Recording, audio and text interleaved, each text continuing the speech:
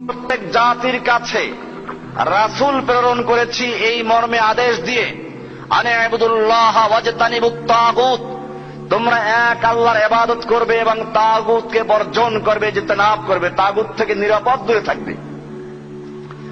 তেরাকের পিছনে যেমন লেখা থাকে 100 হাত দূরে থাকুন, ইজতিনাব মানে হচ্ছে আরবিতে সেটা, তার মানে হচ্ছে আনে ইবুদুল্লাহ, এক আল্লাহর ইবাদত করবে, ওয়াজতানিবুত তাগুত, এবং তাগুত থেকে নিরাপদ দূরে থাকবে।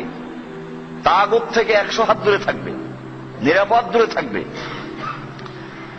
এই তাগুত কারা এটা চেনা দরকার, নতুবা লা ইলাহা ইল্লাল্লাহ বলে সাক্ষী দিয়েছে আমরা তাগুতকে বর্জন করার জন্য, সাক্ষী পূর্ণ হবে না।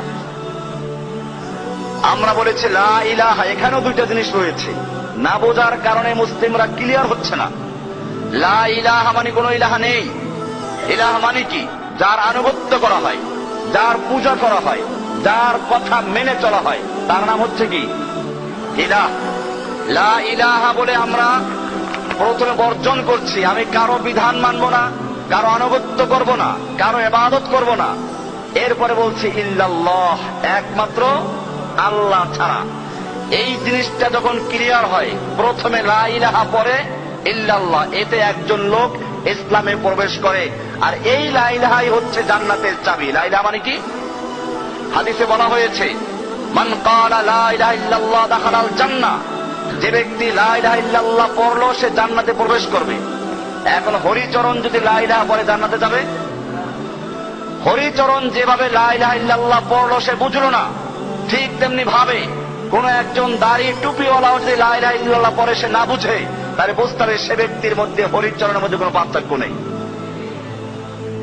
হরিচরণ যেরকম লা ইলাহা ইল্লাল্লাহ পড়ে এরপরে মূর্তির সামনে সিজদা করে, ঠিক সেরকম ভাবে একজন লোক মুসলিম দাবি করে আব্দুর রহমান নাম নিয়ে লা ইলাহা ইল্লাল্লাহ পড়ে কবরে গিয়ে সিজদা করে। একজন লোক লা ইলাহা ইল্লাল্লাহ পড়ে এরপরে মূর্তির নামে জবে করে, এরপরে সে যদি কাফের হয়।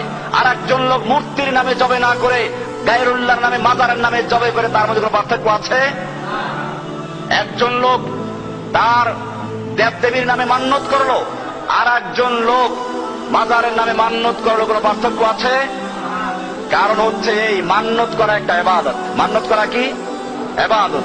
দোয়া করা কি? ইবাদত। আর দোয়া ও মুখুল ইবাদত, দোয়া হচ্ছে ইবাদতের মগজ। এখন সেই দোয়া করব কার কাছে?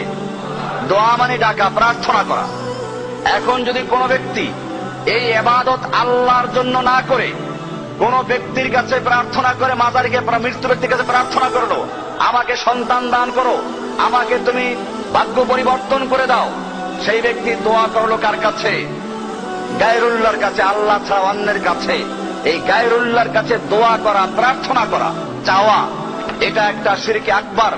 এই ব্যক্তি যদিও লা ইলাহা ইল্লাল্লাহ বলে, তারপরেও তার মধ্যে আর হরে কৃষ্ণ হরে রামের মধ্যে কোনো পার্থক্য নেই।